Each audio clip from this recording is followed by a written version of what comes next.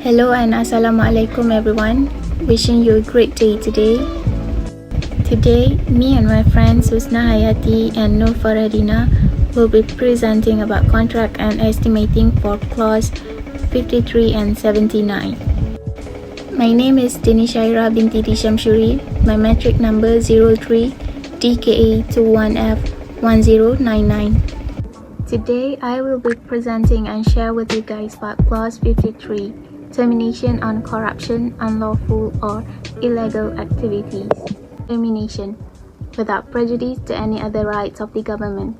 If the company, its personal servants or employees is convicted by a court of law for corruption or unlawful or illegal activities in relation to this contract or any other agreement that the contractor may have with the government shall be entitled to terminate by contract at any time by giving immediate written notice to that effect to the contractor.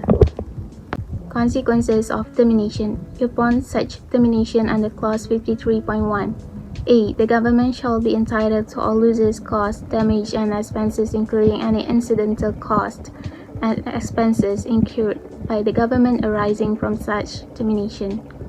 B. Clause 51.1 C1 and 2 shall apply, and C. For the avoidance of doubt, and the parties hereby agree that the contractor shall not be entitled to any other form of losses including loss of profit, damages, claims or whatsoever upon this termination of this contract.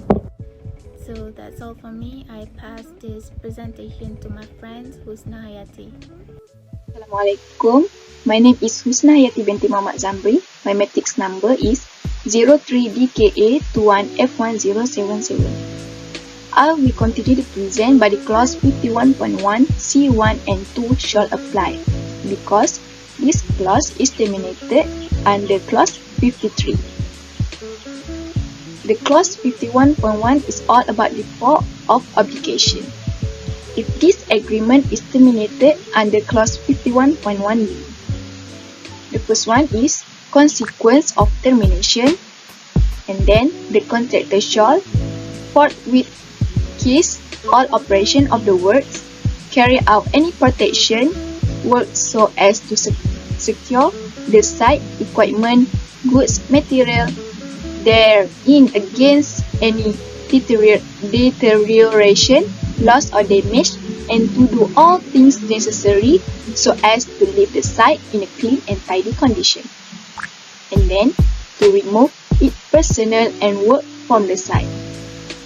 Vacate the site within the time stipulated by the SO, and remove all temporary buildings, land, tools, equipment, goods and unfit materials which have not been paid by the government as specified by the SO, failing which the government may, but without being responsible for any loss or damage.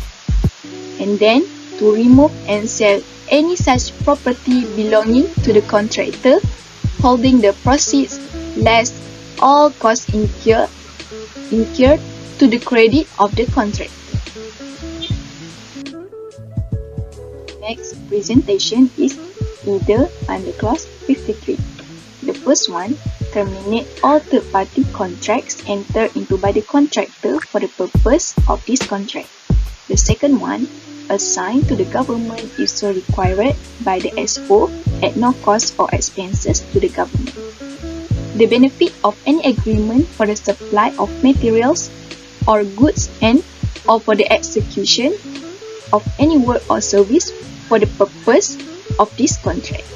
The third one, to allow such third party to enter into a contract with the government or any person deemed necessary by the government for the purpose of completing the works, provide that the government shall not be obligated to pay any third party for any materials or goods delivered or any work executed or service for the purpose of this contract. At no cost to the government, hand over to the government all plans, design, specification and other relevant documents relating to the works. And then pay to the government for any losses and damage. this content is provided in clause 56. And the last one, not to be released from any of its obligation under the contract. That's all from me. Thank you.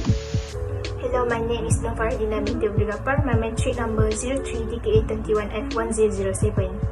Okay, I will continue. The next clause is 79.0, General Duties and Performance Standard. The first one is industry practice. The contractor shall provide and perform the works in a proper manner in accordance with good management and best industry practice. The best advantage of the government and shall comply with all law, statutes, and any guidelines or direction issued by the government to the contractor from the time to time.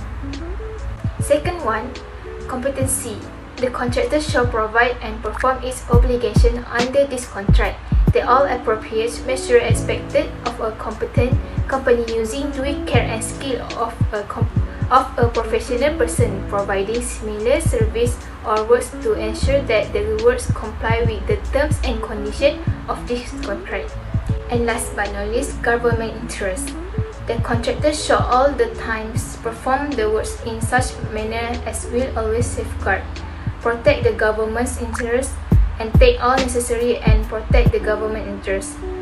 Take all necessary and proper steps to prevent abuse and in accordance with the provision of this contract. This is our reference that we search to get more information about clause that we just presented. That's all for me. Thank you.